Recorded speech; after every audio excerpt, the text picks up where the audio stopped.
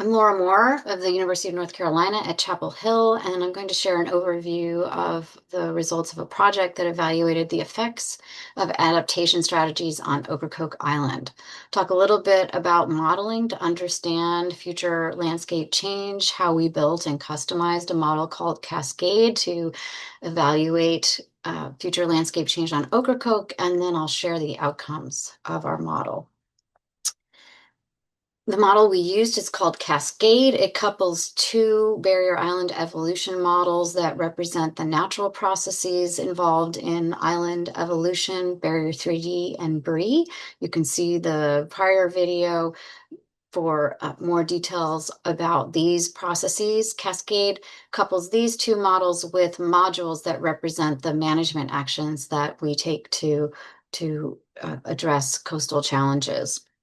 And these modules take into account the effects of removing overwash from roads, building dunes, the filtering effect of buildings as they affect the amount of overwash sand transport that's provided by storms, and also the effects of stabilization, such as emplacement of sandbags or beach nourishment. Here I'm showing what the model input and output look like. On the left, these are our initial conditions. This is topographic data that represents the elevation of the landscape on the ground. We're looking alongshore across the bottom and in the cross-shore direction across from bottom to top. The lighter white and the browns indicate areas of higher elevation. So down here, this is the dune line. The green areas indicate marsh and blue is water. On the right-hand side, we're showing the results of a model simulation. This is an animation that is running over time, showing how the landscape is changing in response to sea level rise and management actions. Here we're showing 5 connected model domains for the erosion hotspot on Ocracoke. And that is this area here, domains 30 to 35. But we also include domains from the village to Hatteras Inlet. So these are domains 1 through 39, all of which are connected together in Cascade. After running hindcast simulations to calibrate and test the model, we then developed 9 different scenarios that include 3 different combinations of management strategies and 3 different sea level rise rates, yielding 9 different scenarios in total. The status quo scenario essentially manages the road in the ways listed here. This is consistent with how the roadway has been managed over the recent past. And this management action is applied from domains 1 through 39 for the status quo scenario, and also for domains 1 through 19 and domains 1 through 20 for the beach nourishment and roadway alternative scenarios. In the beach nourishment scenario for domains 20 through 39, shoreline erosion on the ocean side is mitigated by the nourishment of the beach. And in the roadway alternative scenario, we assume that the roadway is no longer maintained because there would be a ferry or a causeway or a bridge, some sort of alternative to provide transportation to the village. And again, each of these management strategies is run with the intermediate low, intermediate, and intermediate high sea level rise rate. Because we don't know what the sequencing and intensity of storms will be in the future, we run each of these 9 different scenarios 100 times with different synthetic storm sequences, and then we average the results so that we're providing a representative future range of behavior for each of the 9 scenarios. So now I will share model outcomes for the effects of management on the width of the island, elevation of the island, position, and persistence. We're going to start with a look at the intermediate low sea level rise scenarios, just pointing out again here the erosion hotspot, domains 30 to 35.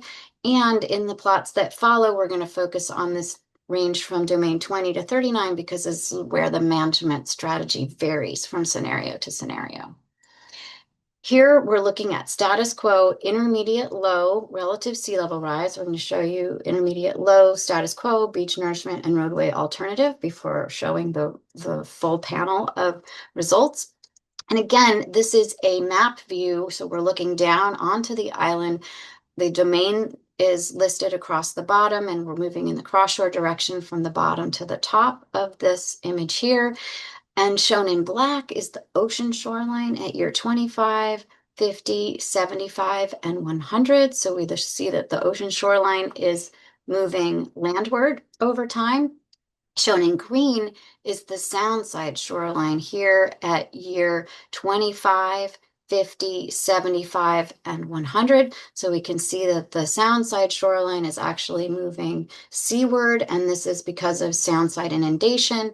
In the light green, we're shading in the final average island area, and you can see that the island has moved landward and it's gotten much narrower over time.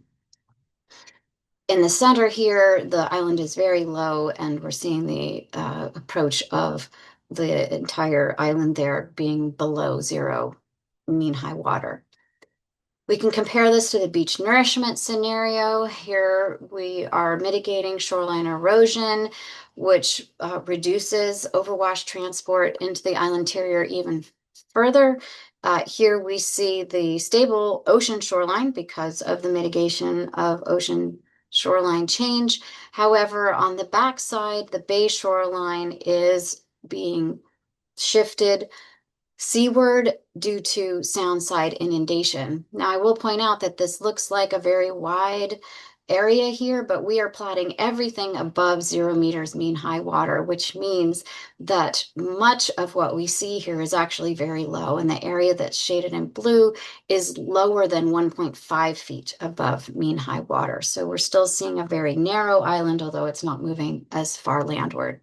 The roadway alternative allows the island to evolve under natural processes. Again, we see that there's an eroding shoreline that is moving landward. And then if we look at the bayside shoreline, there's less Soundside inundation. That's because there is not the management action of building dunes or sandbags that's preventing the delivery of overwash to the island interior. So it's staying higher. And on the right-hand side, we're actually seeing Soundside progradation. So this is the shoreline moving landward on the bayside as that island rolls over and shifts landward. Higher rates of sea level rise accelerate these processes. Here I'm showing model year 50 for the beach nourishment scenario. I already showed you the intermediate low scenario. Here we can look at intermediate and intermediate high, and what we see is that the island narrows faster because of Soundside erosion at higher rates of sea level rise. Now, we can take a look at all of the results together. I already showed you the 3 outcomes across the bottom.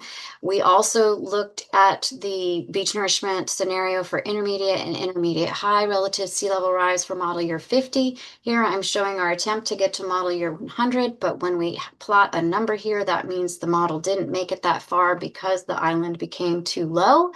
And so at model year 75, at intermediate high relative sea level rise, the beach nourishment scenario results in an island that is below 0 meters in mean high water.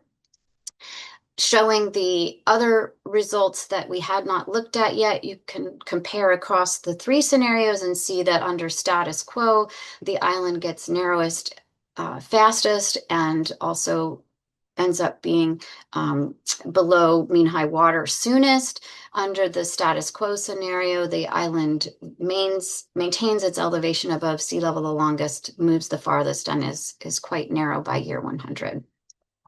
We can also take a look at the effects of the management strategies on the roadway corridor. Here, we're going to look at when the roadway is continuously inundated or eroded, which occurs when the surrounding area is lower than 0 meters mean high water, or when the island corridor is removed by erosion. We're looking now again at a map view. Here's the island for reference across the top. And here we're showing intermediate low sea level rise results for status quo and beach nourishment. Roadway alternative is grayed out here because we don't track what's happening to the road when it's no longer managed. So on the right, this is where the management strategies vary. On the left, the management strategy is the same. And so we see that the outcomes are the same. What we're showing in the colors is the percent of runs in which the roadway is continuously inundated or eroded by model year 100, while the letters tell us the average time until the road is continuously inundated or eroded. And so here where we have very dark color in this model domain, 90 to 100% of the runs result in continuous roadway inundation or erosion by year 100. And the average time until that occurs is 51 to 75 years. We can then look at the areas here relative to north of the campground. We see there's an area of vulnerability. The erosion hotspot is where we see the roadway being most impacted soonest. And then if we look at intermediate and intermediate high results, we see that the roadway becomes continuously inundated or eroded sooner.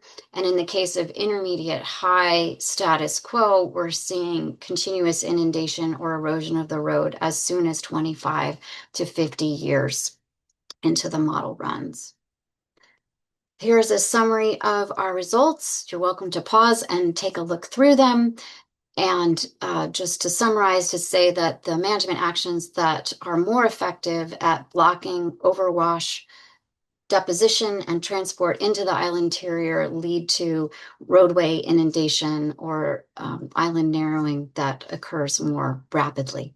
Thank you for watching, and we're happy to hear from you with any questions.